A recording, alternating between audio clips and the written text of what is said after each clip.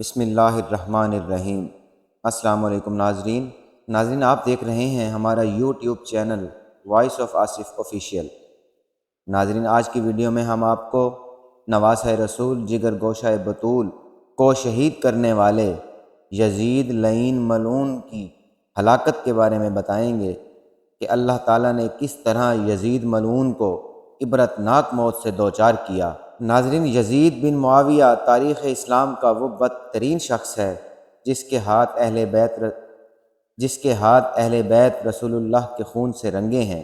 اس کی سیاہ شخصیت اور کارنامے اسے فرعون، نمرود اور قارون کے صفحے میں کھڑا کر دیتی ہیں، جس کا انجام آخرت میں بھیانک ترین اور باعث عبرت ہوگا۔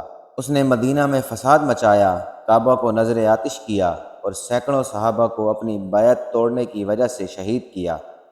ناظرین اس کا سب سے سیاہ ترین کارنامہ امام عالی مقام حضرت امام حسین ابن علی علیہ السلام اور اہل بیت رسول کو شہید کرنا ہے۔ یزید ملعون کا پورا نام یزید بن معاویہ بن ابو سفیان الاموی تھا، جس کی ولادت 25 ہجری یعنی سن 645 عیسوی میں حضرت عثمان غنی رضی اللہ تعالی عنہ کے دور خلافت میں ہوئی۔ یزید کی ماں میسون ایک عیسائی عورت تھی جس کا تعلق شام کے کلویہ قبیلے سے تھا۔ ناظرین یزید کی پرورش شام کے دیہات میں ہوئی اور ایک عیسائی داعیہ نے اس کی پرورش کی، اس لیے اسے نصرانی طریقے سے پرورش کیا گیا۔ ناظرین جب سن 60 ہجری میں حضرت معاویہ ابن ابو سفیان نے امیر المومنین حضرت علی علیہ السلام سے بغاوت کر کے شام میں بنو امیہ حکومت کی بنیاد رکھی تو اس وقت یزید نوجوان تھا، لہٰذا حضرت معاویہ یزید ملعون کو اپنے بعد حاکم بنانے کی کوشش میں لگ گئے، اور پھر صلح حسن کے بعد جب پوری اسلامی حکومت معاویہ ابن ابو سفیان کے ہاتھوں میں آئی تو انہوں نے شام، عراق، مصر اور حرم میں اپنے حمایتیوں کے ذریعے خطبوں میں یزید کا نام لینے کا حکم دیا۔ نیز تلوار کی زور اور دیناروں کی تھیلیوں کے ذریعے گورنروں اور سپہ سالاروں کو بھی یزید کا حمایتی بنایا گیا۔ امام حسن علیہ السلام کے ساتھ کی جانے والی شرائط کو توڑ دیا گیا۔ ناظرین سن 60 ہجری میں نبی کریم صلی اللہ علیہ وسلم کی پیشگوئی کے مطابق یزید تخت نشین ہوتا ہے اور تاریخ اسلام کا ایک سیاہ باب کھل جاتا ہے۔ کچھ اصحاب رسول یزید کی بیعت سے صریح طور پر انکار کر دیتے ہیں، جن میں اس وقت کے سب سے افضل شخص اور نواسۂ رسول سیدنا امام حسین ابن علی بھی شامل تھے۔ اس بات کا بہت زیادہ اندیشہ تھا کہ کہیں اسلامی حکومت کے اندر بغاوت نہ پھوٹ پڑے اور لوگ حضرت امام حسین ابن علی کو اپنا رہنما بنا کر خروج نہ کر دیں۔ اس جرم میں حضرت حسین اور اہل بیت رسول کو سن 61 ہجری میں میدان کربلا میں یزید کے حکم سے شہید کر دیا جاتا ہے، اور ان کے سر کو بطور عبرت شام کے بازاروں میں نیزوں پر بلند کیا جاتا ہے اور لوگوں کو دکھایا جاتا ہے کہ بغاوت کا کیا انجام ہوتا ہے۔ یزید کی ذاتی زندگی کو مورخین نے فحاشی، برائی، خباثت اور سرکشی سے بھرا ہوا لکھا ہے۔ امام طبری نے نقل کیا کہ صحابی رسول حضرت عبداللہ ابن حنظلہ رضی اللہ تعالی عنہ اور اصحاب کی ایک جماعت نے جب یزید کے متعلق معلومات کی اور اس کے دربار پہنچے تو اسے ایک سرکش حاکم پایا، لہٰذا حضرت عبداللہ ابن حنظلہ کہتے ہیں کہ خدا کی قسم ہم یزید کے دربار سے اس حال میں باہر نکلے کہ ہمیں آسمان سے پتھر برسنے کا خوف تھا۔ وہ ایک بے دین، شراب خور اور موسیقار کا چاہنے والا، بتوں اور بندروں سے کھیلنے والا اور زنا کرنے والا شخص تھا۔ علامہ مسعودی لکھتے ہیں کہ یزید کی زندگی فرعون کے مثل تھی۔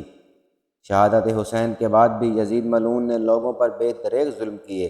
جب مدینہ والوں نے اس کی بیعت توڑی تو اس نے شامی لشکر کو مدینہ بھیجا اور مدینہ کو 3 دنوں کے لیے سپاہیوں پر حلال کر دیا۔ ان 3 دنوں میں سپاہیوں نے مدینہ والوں پر مسلسل ظلم کیے، صحابہ کرام کو قتل کیا، لوگوں کے مال لوٹے، عورتوں کے ساتھ زنا کیا اور مسجد نبوی میں اپنے گھوڑے باندھے۔ ناظرین پھر سن 63 ہجری کے آخر میں جب حضرت عبداللہ ابن زبیر رضی اللہ تعالی عنہ نے مکہ میں اپنی عمارت قائم کر لی تو یزید کے حکم سے شامی فوج نے مکہ پر چڑھائی کر دی اور حرم میں منجنیقے پھینکے، جس سے کعبہ میں آگ لگ گئی۔ بیت اللہ کی ایک دیوار بھی شہید ہو گئی۔ بقول اسیران کربلا، یزید کی حکومت کے اب گنتی کے چند دن رہ گئے تھے اور آخرت میں تباہ و برباد ہونے والا تھا۔ یزید کی موت کے متعلق مورخین کے الگ الگ اقوال اور روایات ملتی ہیں، جن میں سب سے زیادہ باسند اور صحیح قول یہ ہے کہ شہادت حسین اور حرہ کے واقعے کے بعد جب یزید اپنے جشن اور تکبر میں مست تھا، اس وقت اس نے مکہ پر حملہ کرنے کا حکم جاری کر دیا۔ ناظرین، یہ سن 64 ہجری ربیع الاول کا مہینہ تھا۔ چند ہی دنوں میں وہ ایک موذی بیماری میں مبتلا ہو گیا اور اس کے پیٹ میں خطرناک درد اٹھا، جس سے اس کے آنتیں سڑنے لگیں اور ان میں کیڑے پیدا ہونے لگے۔ دمشق کے بڑے بڑے طبیبوں کو بلایا، لیکن وہ اس بیماری سے یزید کو شفا یاب کرنے میں ناکام ہو جاتے تھے، کیونکہ یہ اللہ کی طرف سے قہر تھا جو اسے قبر تک لے جانے والا تھا۔ آنتوں کے سڑنے کے بعد وہ بستر پر مچھلی کی طرح تڑپنے لگا اور اپنے بستر پر پاؤں مارتا تھا۔ وہ رات رات بھر درد کے مارے چیختا اور اپنی تکلیف کی شدت سے جب چیخیں مارتا تو خنزیر کی طرح آواز نکلتی۔ اگر پانی پیتا تو حلق میں جا کر چھری چلنے جیسی تکلیف محسوس کرتا، اور نہ پیتا تو سینے میں آگ لگ جانے والی جلن محسوس کرتا۔ ناظرین، تاریخ کامل کے مطابق 15 ربیع الاول کے دن اسی حالت میں تڑپتے ہوئے یزید جہنم واصل ہوا۔ جب اس کے درباری اس کے قریب گئے تو یزید کی لاش سے بھیانک بدبو آنے لگی، جس سے لوگ دور بھاگنے لگے۔ ایک روایت کے مطابق اسے مقام حرائن میں دفن کیا گیا، اور جب بنی عباس کی حکومت آئی تو انہوں نے یزید اور اموی حاکم کی قبر کو پھر سے کھود ڈالا۔ جب اس کی لاش باہر نکالی تو وہ بدترین حالت میں تھی، جسے خلیفہ منصور نے باعث عبرت سولی پر چڑھانے کا حکم دیا۔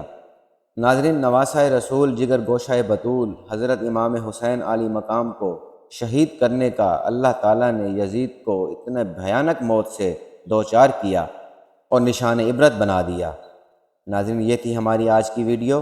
امید کرتے ہیں کہ ہماری ویڈیو آپ کو پسند آئی ہوگی۔ اس امید کے ساتھ کہ آپ ہماری ویڈیو کو دوستوں تک شیئر کریں گے اور ہمارے چینل کو سبسکرائب بھی کریں گے۔ ناظرین، بہت جلد ایک نئی اسلامی تاریخی معلوماتی ویڈیو کے ساتھ آپ کی خدمت میں ایک بار پھر حاضر ہوں گے۔ تب تک کے لیے اجازت دیجیے۔ اللہ حافظ۔